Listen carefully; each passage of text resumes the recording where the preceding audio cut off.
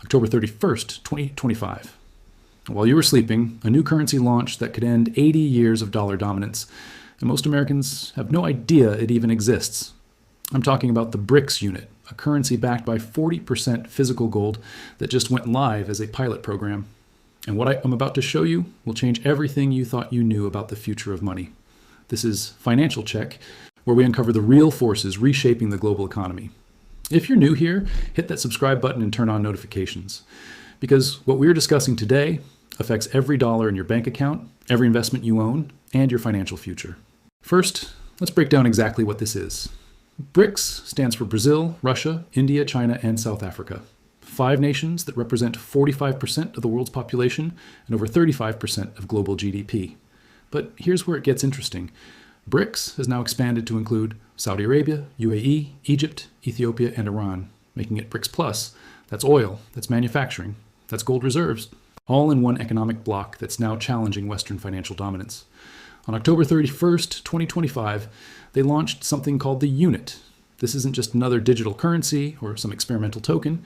This is a gold-backed currency designed specifically to replace the US dollar in international trade. Here's the formula. 40% physical gold reserves combined with 60% of BRICS member currencies. Why does this matter? Because it solves the biggest problem every alternative currency has faced for the last 50 years. Trust. Gold doesn't lie. Gold can't be printed into oblivion like the dollar, and gold has been money for 5,000 years. The pilot program started with internal trade between BRICS nations. We're talking about oil from Russia and Saudi Arabia, manufactured goods from China, agricultural products from Brazil, and rare earth minerals from South Africa, all settled in units instead of dollars. The International Monetary and Economic System Project, which designed this currency, has been working on this since 2019. This wasn't rushed. This wasn't a reaction. This was a carefully planned assault on dollar hegemony. Now you might be thinking, the dollar has been the reserve currency since World War II. How could some new currency possibly replace it? That's exactly what the mainstream media wants you to believe. But let me show you the cracks in the foundation that Wall Street does not want you to see. The petrodollar system, which has been the backbone of US financial power, is already crumbling. In June 2024, Saudi Arabia chose not to renew the 50-year petrodollar agreement with the United States. Let that sink in.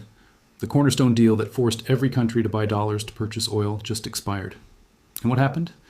Saudi Arabia immediately signed a $30 billion trade deal with China. And by 2025, over 45% of Saudi oil sales to China were settled in yuan, not dollars.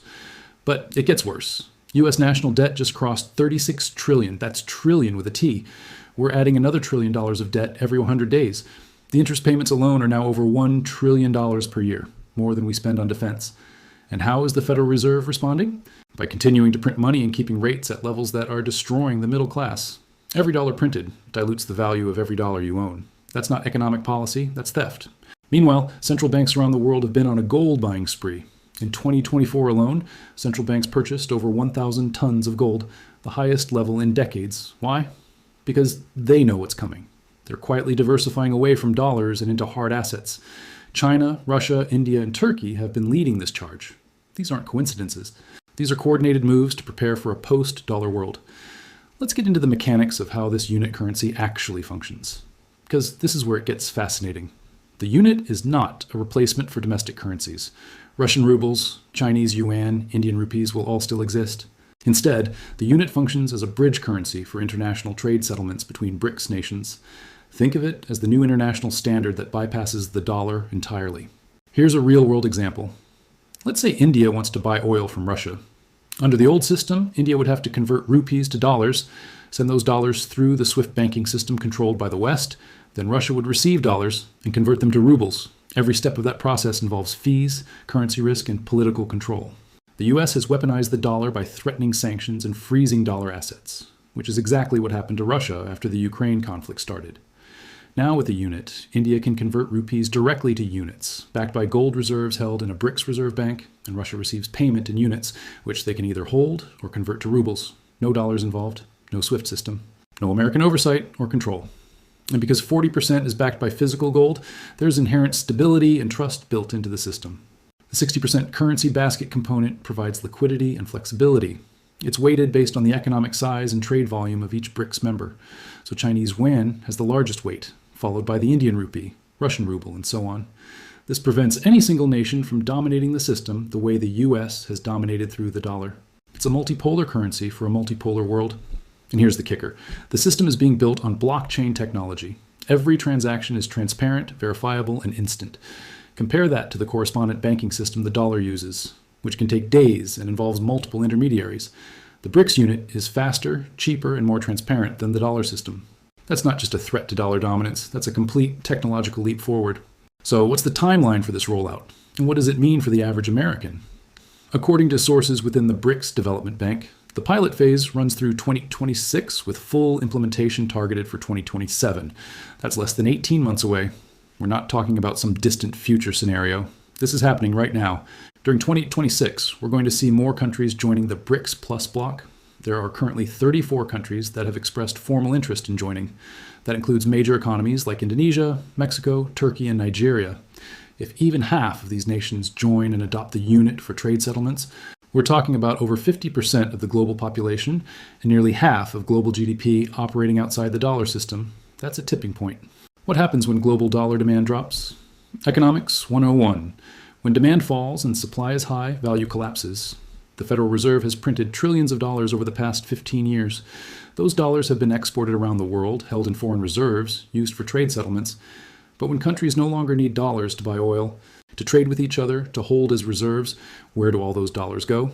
They come flooding back to America. That's inflation on a scale we haven't seen since the Weimar Republic. Your grocery bills will skyrocket.